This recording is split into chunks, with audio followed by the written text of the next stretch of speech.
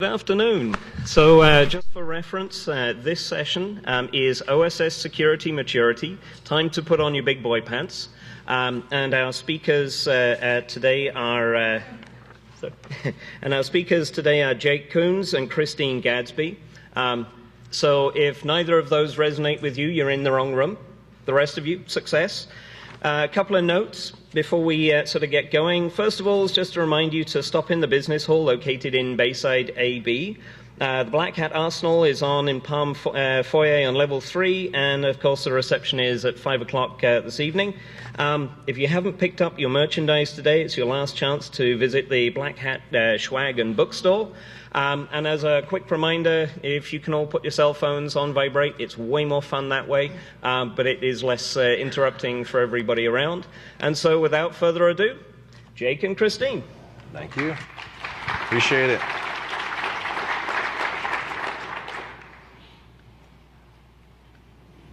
How's everyone doing? A little more energy. Doing all right? All right. After lunch, I get it. So welcome to our session. We're really thrilled to be here. It is OSS Security Maturity, time to put on your big boy pants. I've taken a little criticism for that title. However, it's our idea. I think it's cool, but totally my idea. But we're thrilled to be here today. Thanks for joining us. So my name is Jake Coons. I'm the CISO for risk-based security. We do vulnerability intelligence and vendor risk stuff. And Christine is Director of Product Security for BlackBerry.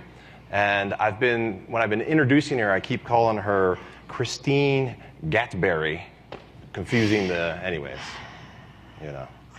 That's going to stick. It's going to stick now, instead of Gatsberry. Yep, it's totally going to stick. But so there are a lot of people in various stages on this topic, right? And we wanted to try to put together a talk today that was going to mean something to everyone. And that can be pretty tough when some people are already researching this and a bit more advanced into OSS security and some that are just getting started. So we want to make this valuable no matter where you are in your journey. So in part one, we're going to do an introduction to OSS security issues, brief or maybe not that brief. We're going to review some vulnerabilities. We're then going to cover some legal concerns and then discuss ways that we can evaluate OSS. Now, the second part of the talk, this really is the most important part of the talk, and I really am so thrilled and pleased to be here speaking with Christine today.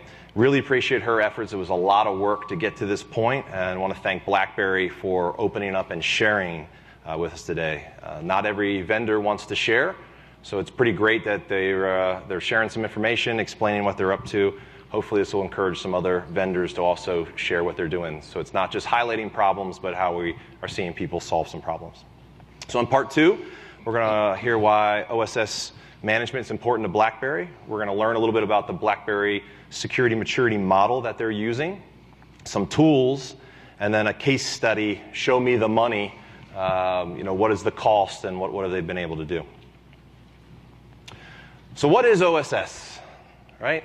Funny enough, if you ask a lot of people, you think everyone in this room should know it. Hopefully everyone does. But you ask some people randomly what OSS is, and they get a little bit of a pause, and they might actually not know what you're talking about. So I figured, why don't I go out and ask Google what OSS is? And there's always some really funny stuff when you ask Google about things, right? So searching for OSS on Google, OSS might not be exactly what you think it is. And my favorite is this open source sausages, right? So if anyone asks you for the rest of Black Hat or DEF CON what OSS is, you just say open source sausages, and that's it, right? This is a sausage shop up in Madison, Wisconsin. You can also see they're not big fans of Ohio State either, so anyways. But of course, what are we talking about? We're talking about open source software, right? And so open source has been around for a long time. We all know that. But we wanted to take some time to share with everyone some results from a recent study. What is the feeling and perception of open source these days? There was a study called, it's a 2016, The Future of Open Source, sponsored by Black Duck Software. It's actually in their 10th year. They had over 1,300 responses, so it's helpful to understand, again, that perspective and viewpoints of open source. The link's up there. You can go search for it. You can read it in detail and understand a bit more about the context and the data and all that sort of stuff if you want to do that. But some key things, 90% of the respondents, they said that open source improves efficiency. You figured that one, right? You figured they would say things around, it's free and it's cheap and that sort of stuff.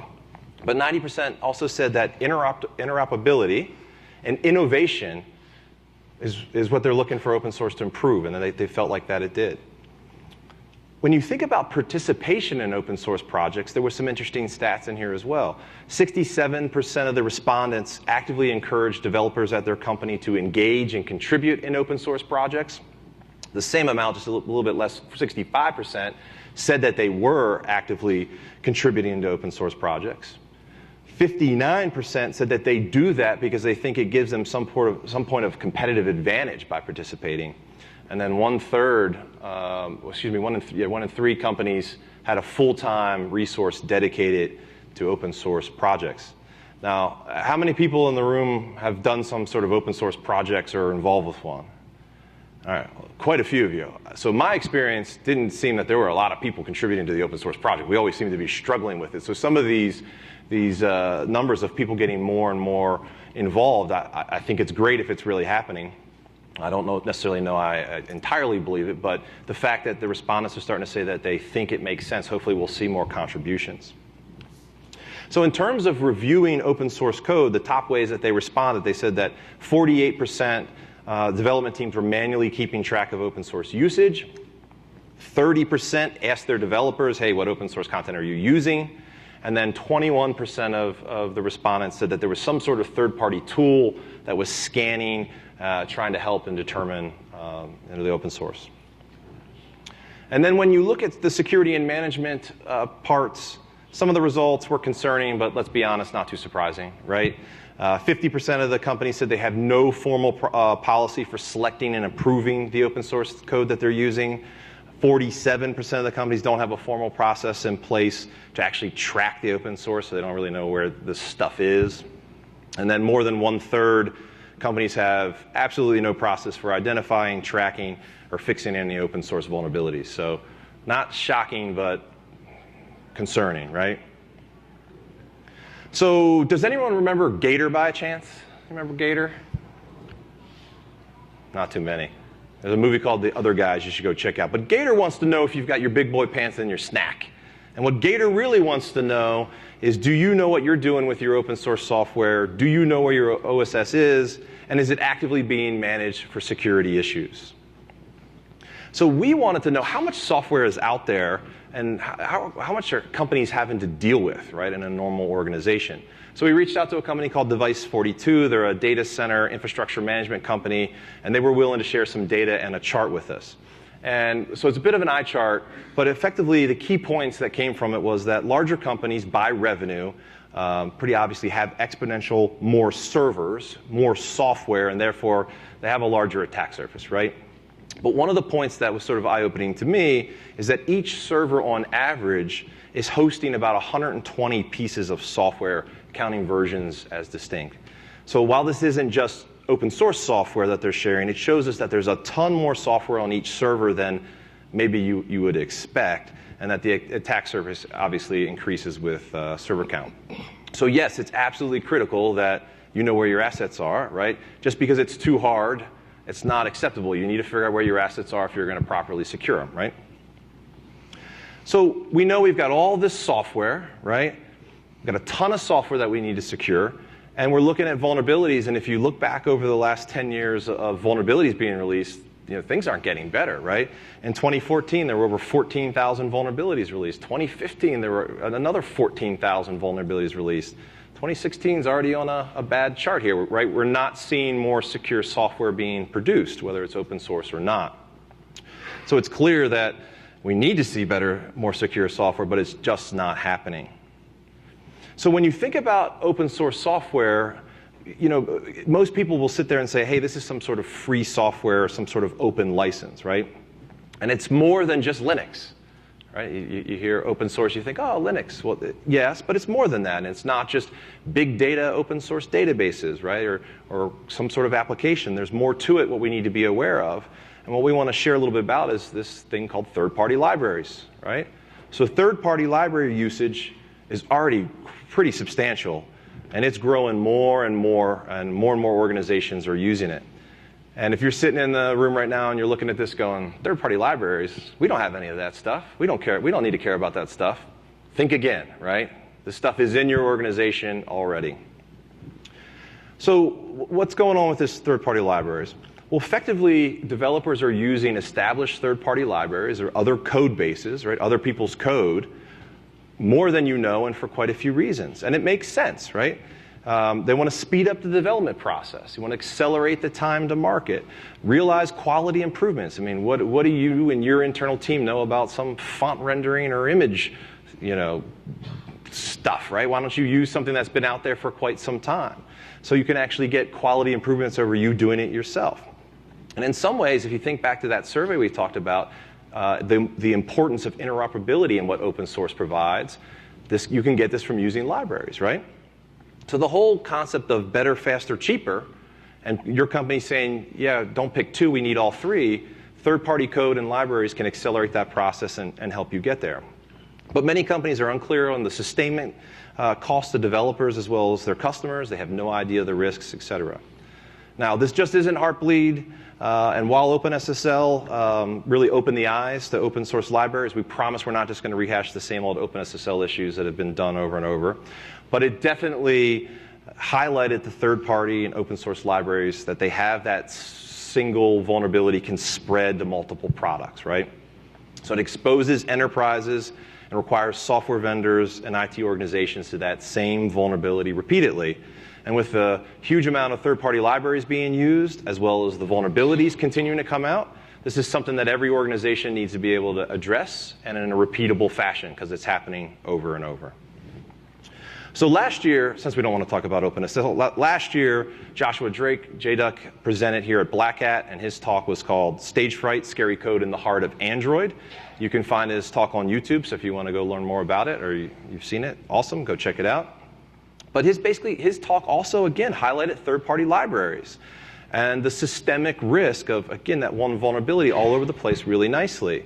Stage Fright is basically the multimedia framework for Android, right? It handles all the video and audio and playbacks and all those sorts of things. And 6 critical vulnerabilities were found in these Android phones, leaving them all basically open to attack by a simple multimedia text message, right? Remote code execution. But Stage Fright's not just in Android, right? It's found in Firefox, Firefox OS, Mac OS X, Windows, and even we're seeing it popping up in all these other embedded devices. So if someone said, do you use Stage Fright? You go, no, we're just a Windows shop. Well, guess what? Stage Fright's in there, right? So you have these libraries. So his talk, again, was this time last year, right? And in March of 2016, it was found that 850 million Android devices were still open to this issue, right? Even though he got a lot of press on this, he spoke here and all that sort of stuff, we didn't go about fixing them, right? And if you look at the timeline of Stage Fright vulnerabilities that are coming out, you can see that we're not even fixing the known, well-known critical stuff in these libraries, and more vulns are coming out over and over. So it's definitely a problem. Now, as many of you know, Tavis Ormany has been reviewing antivirus products recently, which again just shows that security companies and security products suck at coding too, right? Even a security vendor has problems and don't have secure products, which is just a sad and a shame.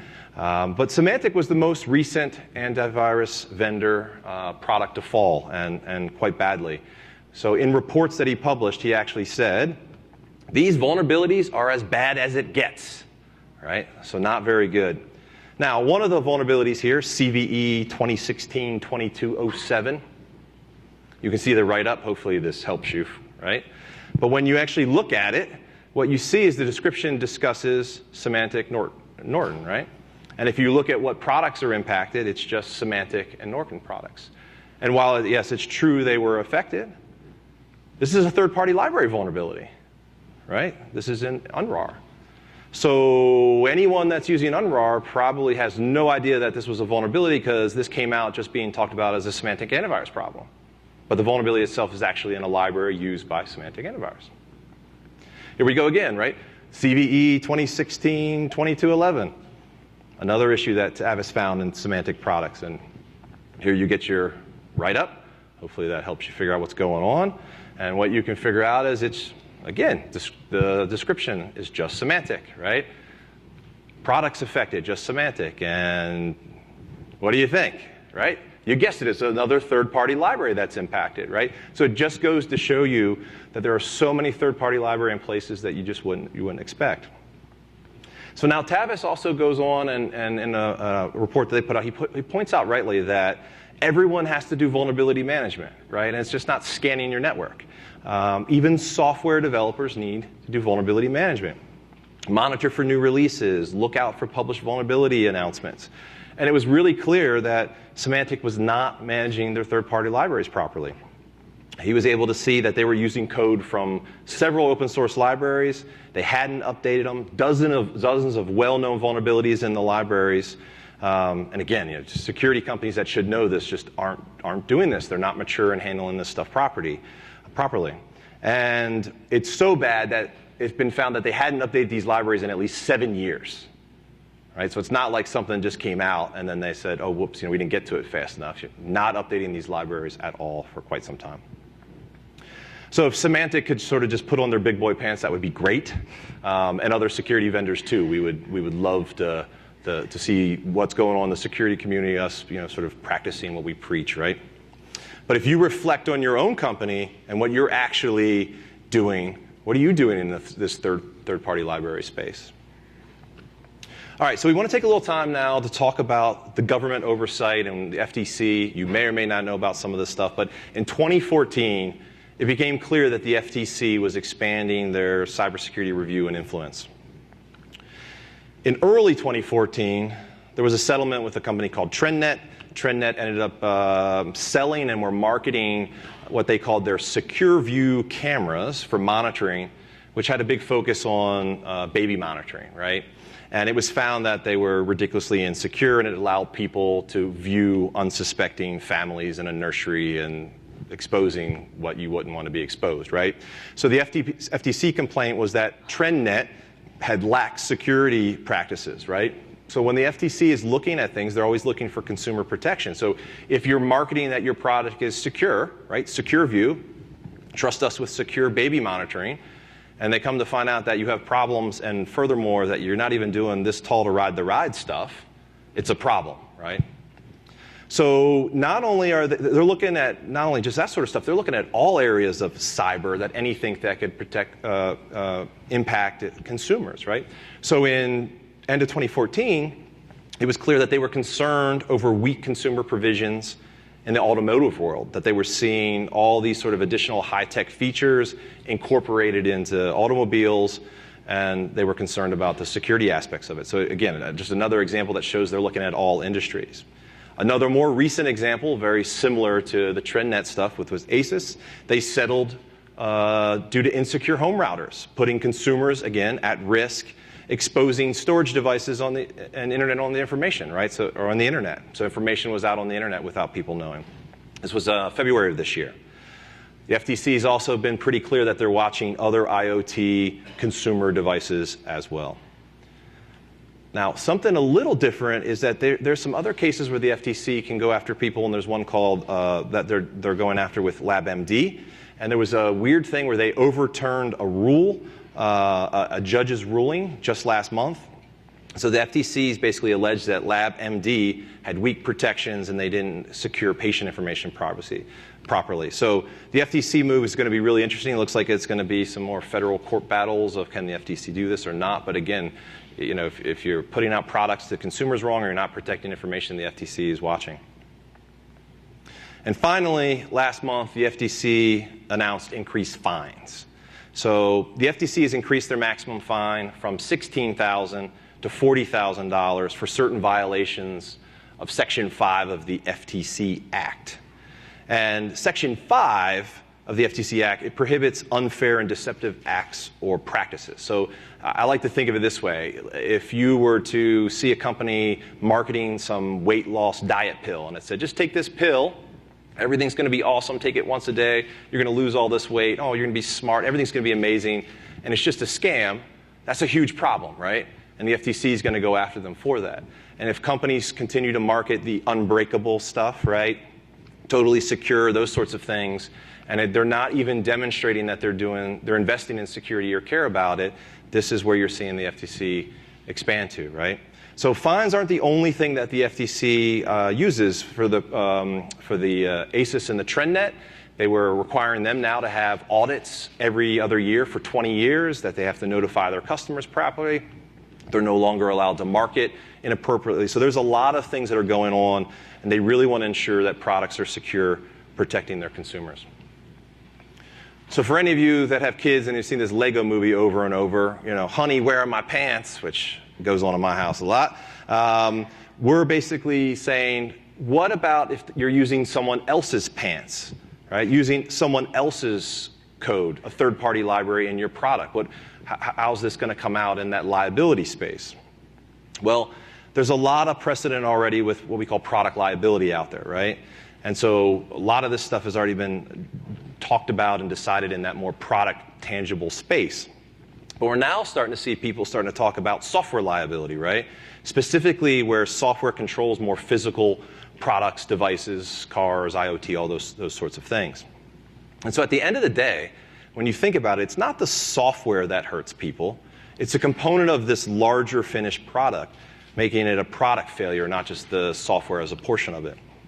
So there's one big case back from 1916 that really set this whole product liability stuff into place that I want to share with you pretty quickly. But it's McPherson versus Buick Motor Company. It's effectively what happened. Donald McPherson was injured when one of the wooden wheels of his 1909 Buick Runabout collapsed. Okay? But Buick Motor Company, basically, they manufactured the vehicle, but what they said was they didn't manufacture the wheel that collapsed. Someone else did, right? And what came out was, it doesn't matter. You're the one that put everything together. Just because you didn't manufacture the wheel, you put it all together, you sold the car, therefore you are liable for it. It's the final product. So if you think about it, software responsibility is basically just going to be just that too, right? If you're embedding software in products, the final product is where it's going to be. So if you use third-party code in your product, you're responsible for the security of that as well, right? Going back to the semantic example, it doesn't matter if it was in their native code or third-party library. The semantic interface got popped, right? So we need to make sure we understand that also from a liability standpoint. There's a lot more about this software liability stuff that you can research, both the good and the bad of it. If you're interested in the topic, there's tons out there. Just search for it. Lots of different viewpoints. Some people think it's awful. Some people think it's great. I think more people think it's the devil than thinking it's great, but there's a lot of debate going on it. And there's even a webcast out there from myself and Josh Corman if you want to get some primers on some of those things as well. All right, so there's a clear need to manage open source software, right, and third-party code. Most people, when you say vulnerability management, they know sort of that whack-a-mole game, right, for normal software products. You know, the vulns come out, we got to fix them, right? Vulns come out, we got to fix them. Just, it isn't clear that that's still an issue when it comes to third-party libraries, right? It's sort of that traditional products that people think about it. So it's important, right? I mean, you need to fix security vulnerabilities, but you need to know that you're not just having to ensure that they're fixed in your own code. It's got to be anything that you're using that's a component of. So you have to start thinking, how are you going to be notified about these new issues? What's the cadence or the release cycle from some third-party library or other person's code that you're using, right? Too few, then it leaves you open to risk and liability because things aren't getting fixed enough and released enough. Too many, I mean, that's a huge cost of ownership, and maybe you're not going to be able to pull this library stuff into your code or your products quick enough. Maybe it's just not possible, right? So there's this need for the porridge being just right, and obviously we'd prefer that secure coding principles are in place and the software that we're using is secure up front, right? This patching problem, that's a symptom. The root cause is insecure code, right? So we know that we have to fix all this stuff, but we don't want to have overlooked is the fact that we actually need to evaluate open source software. We need to evaluate these third-party libraries. Now, again, there's a ton of it at your organization already, and it's there and you have to deal with it. But if you have the potential to evaluate it prior to selection is what we would hope to happen, right? You need to determine if you think this project is mature enough to rely on. Is it end of life? Are you still seeing regular updates? Are there known vulnerabilities that haven't been fixed? Can you determine a true cost of ownership? The initial usage of anything open source or a third-party library, it's free and it's amazing, but there's some hidden costs to maintain that maybe aren't factored in. So how do we actually evaluate open source software? There's actually lots of ways, actually. So evaluate the viability of a project. Is there sponsorship? What's the project look like? Is there risk of it being abandoned? What's the health of the project, right? Number of contributors, number of updates, size of code, things like that. Are there support options for you in case you need them? Do they publish security advisories? Is there a contact person or a bug bounty or any sorts of things like that for security reporting that can help? And then actually vulnerability statistics and timeline stuff, metrics can help, right? How long does it take them to work with a researcher? Do they respond to researchers? How long is it taking them to put out a patch, right? If a vulnerability comes out and they don't patch it for a year, that's a problem, right? So all of these things can help you to get some better perspective. So what? The more the question is, now what? And there's a lot more to know about this stuff. So it can be a pretty complicated situation, and we're not going to go into all that now. So I just want to highlight a couple other talks that you can look at. If you want to learn more, there was a 2014 talk here at Black Hat with Kimberly Price. This was really talking and drilling into sort of that attack surface spread. So that's a good place to start as a primer if you're looking for more information. The following year here, again at Black Hat, another talk with Kimberly Price, much longer, diving into those vulnerability timeline metrics, vendor risk ratings, reviewing products and libraries, all those sorts of things, as well as additional information on incident response and handling those sorts of issues. So while there's some that are still learning and haven't even started this, and I'm glad those of you who are in the room are going to start getting cracking on this, there are other folks that are actually trying to implement this stuff and get better at managing their open source software. So in the past 2 years after talks at Black Hat, both Kimberly and I have had tons of people saying, we want more information about the operations standpoint. It's great to get up here and tell us there's problems, but how are we going to get these things fixed? What are people doing to solve this? More case study information. And so with this, someone is wearing her big girl pants. And I'm really, really happy that Christine is here, that she's going to be able to share some information about what her and her team are doing and what BlackBerry is doing. I think it's great to see this. It can help build. And if the other people are working on this stuff that can share, then I think it helps our community. So with that, let's talk a little bit about OSS security management at BlackBerry. I think that's the first and the last time I'll probably be introduced by wearing pants or not wearing pants, which I don't ever speak not wearing pants. That's probably a good thing. Okay, before we get started, just a quick poll. How many in the room are on the engineering side of open source? How many creating products, making fixes, things like that? Okay, how many are on the operations side of the house? So just purely operations like I am. Wow, okay, so very few of you. Okay, one more question and then we'll get going. How many of you feel like the relationship between who's doing your operations and the engineering teams is somewhat strained when it comes to patching open source? Okay, good. That's what I thought. We're not the only ones. Perfect. Great. So now that we got that out of the way, I want to take a step back before we get started and change the way we're thinking about managing open source. When I thought about putting this talk together in this presentation, one of the things I did was think more around engineering kind of like doctors. So you're taking broken bits of things, putting them together, and healing and making a great product, right? So engineering in the room, think of yourself like the Dr. House, okay, of security. That's your job during the rest of this talk, just for today. You can go back to being engineers when we're done. Operations people, for the few of you that are in the room, like me, we get a bad rap because we like to tell a lot of people what to do. We like to tell them the world's on fire and that they shouldn't be working whatever they're working on. They should be fixing this now because it is 25 times more important than whatever they're doing, and they're doing it wrong. And if you don't do it now, you're going to get in big trouble. So the way I like to think kind of operationally is we're sort of like lawyers. So when you think of it like doctors and lawyers, they sometimes don't get along, right? I mean, there's just no secret there. So hopefully today, when we cover some of these things, it'll make it a little bit more apparent how we can kind of work together. All right. So to get started, I want to give you a little bit of a rundown on BlackBerry. Over the last 18 months, we've acquired all of these amazing security companies you see here on the screen. We've adopted Android to our platform and largely turned into a security software and services business. With our latest acquisition of a company called Encryption, we're actually now even cybersecurity consultants. And yes, this is amazing. It has been a fantastic ride to be part of a company that has transitioned into what it does best, which is security, but it's also a ton of change. But what does this picture of all of these acquisitions really mean to our CERT? So BlackBerry has an amazing incident response team. BlackBerry chose a long time ago to invest in this incident response team. But what does this really mean to the CERT? What does all this new stuff mean to us? They're the ones responsible for monitoring and watching all that additional open source. So yes, that's right. This is actually a real picture from our last PCERT meeting where Jake and I got together. We talked about all these new acquisitions, and we realized it actually meant an 84% increase in open source usage across the company. So that's huge. That's actually a lot. And you can see I've lost a lot of my hair in the picture, and you actually look great in a green suit, by the way. So here are some fun stats and actually what that means to our PCERT. It's now responsible for defending with that 84% increase. 536 unique libraries tracked across 75 product variants. One single product could have 195 unique open source libraries.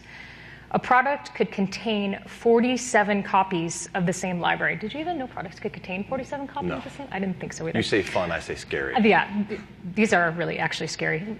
To the CERT, they're all fun, because this is all fun work for us, but to everybody else, it's pretty scary. Up to 16 different versions of a unique library in a single product. That actually gives me a headache even thinking about it. So now that we have our arms wrapped around this, and we figured out it was an 84% spread of increase, what are we going to do about it?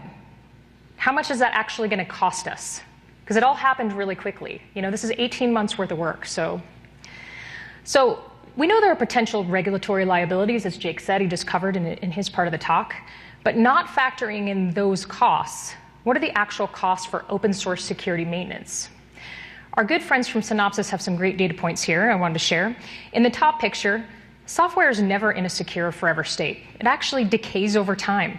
So regardless if you patched it yesterday, code and feature changes and newly discovered vulnerabilities actually cause that code to erode.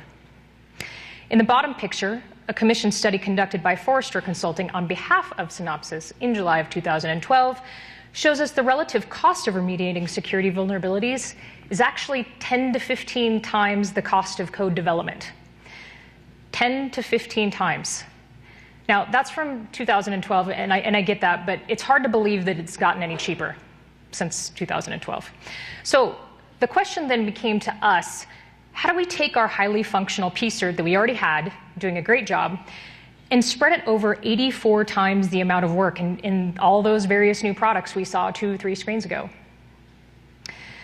Since we wanted it to be consistently implemented across all these new acquisitions who were in their own various states of security when we purchased them, the BlackBerry open source model was created. Now, the picture you see on the screen here actually is just a summary of what is in each level.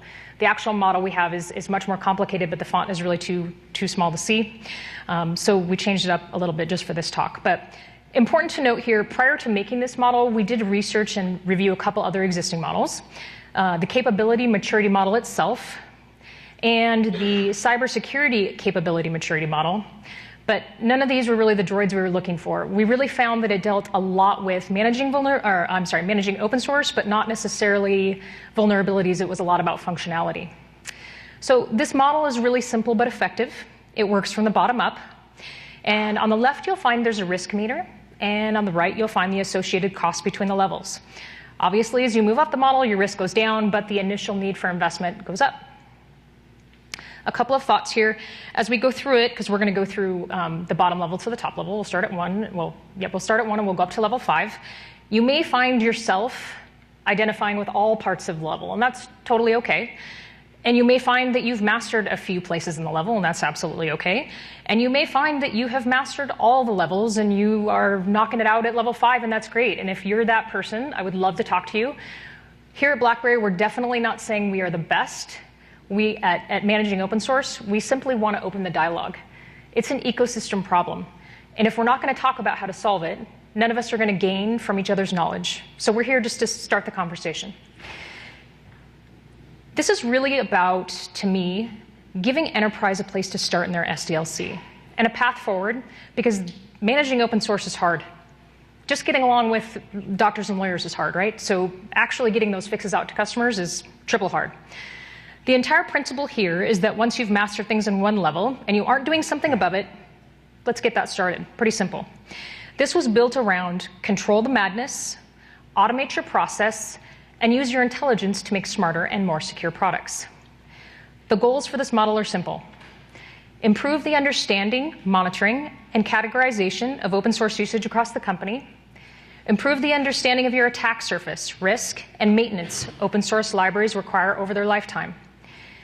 Create the ability to associate and, most importantly, reduce the cost of free software, because we all know, while it's necessary, it's definitely not free. Lastly, to create the groundwork for an open source strategy. Doctors, you should definitely have an open source plan to develop a product. At a minimum, you should know what the function versus the risk balance is when you're using it. So let's look at level 1. Level 1 is security's worst nightmare. Your ops people, this is what drives them crazy. Whether or not you have a distributed operations team, or you have a central PCERT like we do, or you just have a bunch of people who think they own security and tell engineering what to do, doctors in this case, lawyers running around telling you what to do. This is security's worst nightmare because developers generally have no understanding of open source maintenance requirements, don't understand the cost, they definitely don't understand the risk, and they really don't understand the attack surface. You know you are in level 1 if there is lots of crazy town when a public critical vulnerability pops in any open source library. Generally, it's just chaos. Doctors, lawyers don't work together in any sense of the state. They don't like each other. Doctors think lawyers are crazy and paranoid, and lawyers think doctors have no clue about security and they really just don't care. At this level, it's possible, and maybe even common, won't say it happens at our company, but I've heard through the grapevine it might happen other places, that a developer who is responsible for updating a library might not even know what the library is used for or how it got there. Here, there's a general redundancy of open source libraries used in all products, because in the land of Jimmy Buffett, as you see, obviously you have a license to chill, so you're just not worried about it. And your vulnerability notification is mostly your CEO calling, asking if you're impacted when something hits the press, and you might not return his call, and you may hide because you just may not know. On the bright side, this level is the most cost efficient because there are no resources at all being dedicated to the problem. So the most important thing with level 1 is we have all been there, regardless of where you are now. Level 2, this is really where incident response is born. Now, incident response is interesting. I find that a lot of companies have incident response as a distributed model where they have pieces of it in places of the company that might sit in engineering and some might sit in, operations or product management or something like that, and that's fine. The point is that you understand you need to have an incident response function. Some key steps to level 2 in your maturity journey. Creating a software bill of materials. Licensing compliance or product understanding means you need to create a software bill of materials for your products so you know what's actually in them. For some, this bill of materials will shock you. You will look at this and realize you had no idea what's in your products. Back to that slide I had with all the numbers around our libraries. This may be the first time you find out you have 36 copies of something in one of your products. And I highly suspect that after this talk, someone will probably write me and say, I found out I had 60-some versions of something, and that's okay. The key is that you know, right? This is likely the first time you're going to see how bad your open source spread actually is. In level 2, you're investigating and understanding more public open source vulnerabilities, not just the ones your CEO calls about. You're not only investigating vulns, you're tracking them to make sure they get fixed. Spreadsheets, OneNote, email folders, you've got to start somewhere, and it doesn't matter where. You have a plan in place between ops and development for incident response based on the impact of vulnerabilities. If you have a critical vulnerability, there's a plan. Doctors and lawyers work together to get it solved, because the whole idea is you protect your customers. A plan that's something other than calling the CEO in the middle of the night because we know he or she loves it when you do that, especially if you haven't investigated it and you're wrong. That's the favorite. So this picture on the bottom here, on the bottom left, is actually why we need level 2. This is an actual JIRA filed by my team a few years back, and Dev's response of what is Bouncy Castle and what is it used for? Yep. All right, so level 2, got it. Moving on to level 3, and this is where it gets a little bit investment-wise. So now that Dev and Ops, doctors and lawyers, we're friends and we're working together a little bit, we understand we've got to get fixes out to protect our customer, it's time to kind of commit to a relationship. This is where it kind of has to stick forever. We've got to get used to each other, buy each other coffee, maybe have some Slurpees. We just have to stop fighting all the time. That's the key here, is to understand that you have to work together. But again, this is where we also realize there's cost. So here in the first thing of level 3, you're proactively using open source vulnerability intelligence sources. This is so important. You're using real data sources to proactively find vulnerabilities in your products. There are several sources of free and paid vulnerability, or threat intelligence. My amazing friend Jake here has VulnDB. Kim, actually out here in the crowd, she's at Bug Crowd, and they do an amazing bug bounty program. Or simple things like Google keyword alerts, CVEdetails.com, RSS feeds, Twitter feeds. There's no shortage of proactive vulnerability intelligence. You're building a process for the open source vulnerability lifecycle with investigation. Back on level 2, you started to track high priority things. Now with your newfound proactive intelligence, you're adding the ability to actually investigate and remediate all known CVEs. You build programs and processes around the investigation, which means now you can move to understanding their actual impact on your product so that you can prioritize the fixes, not just the CVSS score they were given. Fix versus feature. Now, this is a pretty big sticking point for a lot of companies, and I think where doctors and lawyers start to fight. A good friend, Mike Amati, if you know him from Synopsys, he coined a phrase that I'm going to steal real quick because it's actually hilarious, but he coined the ice cream. So features are like ice cream. Everybody loves ice cream, right? Everybody wants a new feature in a product. Like, hey, we're going to get to sort our calendar. That's awesome. Ice cream, chocolate, yay. Fixes are sort of like wheatgrass smoothies. So in order to get a fix out, sometimes you have to say, okay, I got to have a wheatgrass smoothie instead of some ice cream. All right? So in this state of the level, it is really important that development not only has dedicated open source resources, you know who they are, you know where they sit, they fix open source vulnerabilities, and those fixes get prioritized appropriately with features. That's, again, a huge one, and it's tough. And you need a fix vehicle, right? As you start identifying and fixing more vulnerabilities, the fixes will begin to pile up. What are you going to do with them? You need some kind of maintenance release cycle to point those security fixes to in order to get them all out the door to customers, unless you plan daily updates, which is totally fine too. In level 3, you're notifying customers of important security fixes in your products. Those critical vulnerability fixes should go out with customer notification. Customers need to actually know to upgrade in order to be protected. The bottom line, you can spend all the time in the world patching, but if your customers don't know to upgrade and actually take the fix, they're not protected. You have created a place where researchers can disclose vulnerabilities to you. It can be a secure ad inbox, a web form. The important thing is researchers know where the front door is to disclose vulnerabilities to you and not on Twitter. To go along with that, you have a publicly posted vulnerability disclosure policy. So not only do they know where the front door is, they know what to disclose, and they know what to expect from you in response. All right, now that you have your operational house in order, we're going to move into level 4, and this is really where we're going to start getting into tooling and a little bit of investment here. So now that you have all that rich threat intelligence about your products, you need to automate those tools.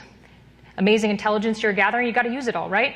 So first, that product catalog you created with that bill of materials is now automated and tracked. You're purchasing or building a tool that will track your open source use and spread in all of your products. Next, because the effort required to track and remediate all those new vulnerabilities you're finding is monumental, level 4 means you're using tooling and automation to drive efficient vulnerability handling. You can use tools to track impacted products, the state of fixes. You're able to create reports by affected and not affected product versions. You can automate Jira or whatever tool you're using for bug filing, and even track those fixes to customers. This way, when the CEO calls about a specific CVE, you actually have an answer and it's accurate. Very important. Lastly, open source vulnerability debt is being used to actually make decisions at the executive level, and it's starting to influence product decisions. You have all this new open source risk knowledge. Now it's time to use it to make smarter products. And before we go on to level 5, we're actually going to take a look at how BlackBerry does this with tooling. And I know this is a bit of an eye chart and it's hard to see, so download the deck. It'll be available afterwards. This system was designed to address development and in-market open source needs. There's a tight integration of third-party tooling with custom BlackBerry tooling by design. We partner heavily with folks like Jake and also with Synopsys for Protect Code SC. And I'll kind of go over this really quickly. On the right-hand side of the screen under third-party tooling integration, again, Synopsys Protect Code SC, which was formerly Codenomicon AppCheck, if you didn't know. It's a binary static analysis tool that detects open source and outputs our bill of materials. We have risk-based security from Jake here, VulnDB, which is our intelligence engine that drives investigation, and also plugs into VulnWatcher, which I'll cover on the other side. It's one of our tools. And obviously Jira, our defect tracking tool. All right, on the left side, these are BlackBerry custom tools. These are things we've actually built ourselves. Vader, which creates a digest of a Protect Code scan and known vulnerabilities, and then automatically files Jira's for us. I know it's lovely. It's a lovely, lovely thing. Vulnerabilities are then logged into the product catalog. We can even use this pre-release and integrate that vulnerability data into our case management tools so we don't have duplication of effort. Our product catalog, which is something we've talked about, contains a bill of material for all 75 product variants you saw from that first screen where we're talking about our products, and has every instance of open source captured and cataloged, which is, of course, the key to the whole system. CMT, our case management tool, also our single source of truth. It tracks vulnerability investigations, impacted products, fixes. It automates defect filing for us for in-market like Vader does. And this is also our direct funnel for SecureAt for manual case open. We have VulnWatcher from earlier. It's our engine used to triage new CVEs daily from Vuln database data. That feeds into our other tools. As you can see, this is a pretty monumental investment. These tools took a long time to build, and BlackBerry invested quite heavily in them. All right, super really quick how these tools kind of work together. So a case like Freak comes in back in March of 15. BB Cert Triage caches it on one side. It feeds into SecureAt. CMT opens a case. We immediately know we have 41 instances of OpenSSL across 26 products, all before the media coverage starts. We file defects, fixes are tracked and pushed into products, and then we notify customers. Tools are tracking and making the majority of this happen along the way. However, this is really important to note. Even with all of this automation and that heavy tool investing, Freak still costs us $214,000. That's a lot of money. So level 5. Are you actually using your vulnerability data to drive better security engineering? It's one thing to disable features because OpenSSL is high risk. It's another thing to have a deep understanding of your product's attack surface and risk reduction opportunities. And it's even another to be able to use that intelligence back into your SDLC. If you know your product landscape has 37 different copies of OpenSSL, then you also know your risk of not patching it is higher. Make educated decisions and design decisions is pretty much the theme of how you get to level 5. Number 1, put it in a box. Minimize that attack surface by using design principles and least privilege. Use your rich data to understand where your high-risk libraries are. Run them in a sandbox or generally lower privilege. Containerize that risk where it needs to be contained. At level 5, you should have a curated open source catalog. This way you not only know of, but you've rationalized your 27 versions of OpenSSL. It's brilliant. And now you have them categorized, organized, and understood. You're removing multiple redundant versions and removing libraries you no longer need. Because some products have libraries built in you just don't use. They're just there, bloating your attack surface.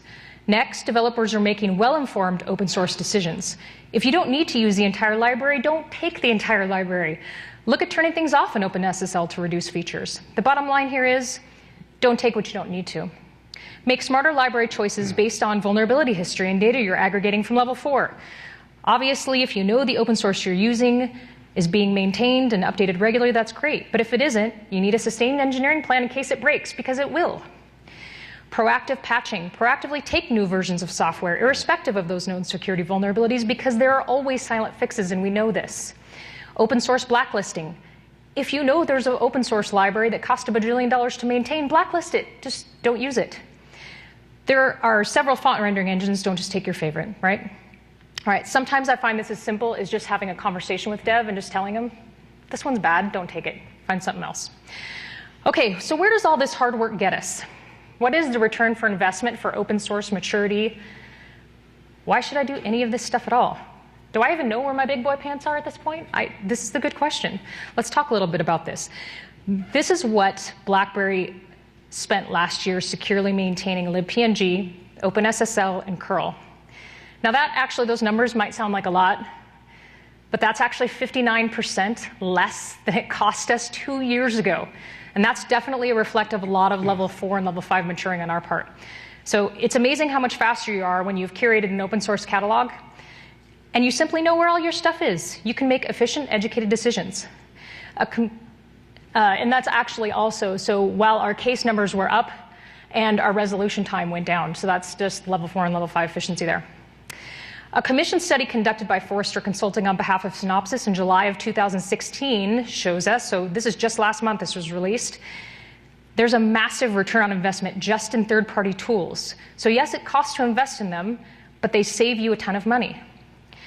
Here's some other areas that we found savings in, and these are all inclusive of tooling investment costs and that 87% increase in OSS.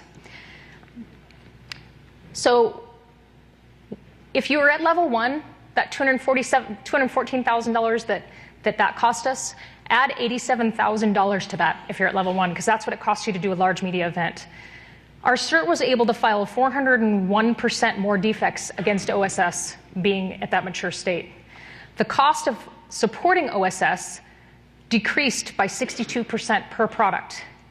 Intelligence to defect rate, we are 87% more efficient in just weeding out noise. Our investigation time is 46% faster, and fixes are getting to customers. The most important thing out of this whole thing, 12 times faster being at a mature open source security level than not. So that's it for us. I'd like to thank everybody that contributed to this talk. Ken Matthews, Tyler Towns, Jonathan Brookfield, Brian Martin, Karsten, Kimberly Price, definitely from Bug Crowd, and thank you. Thanks, everyone.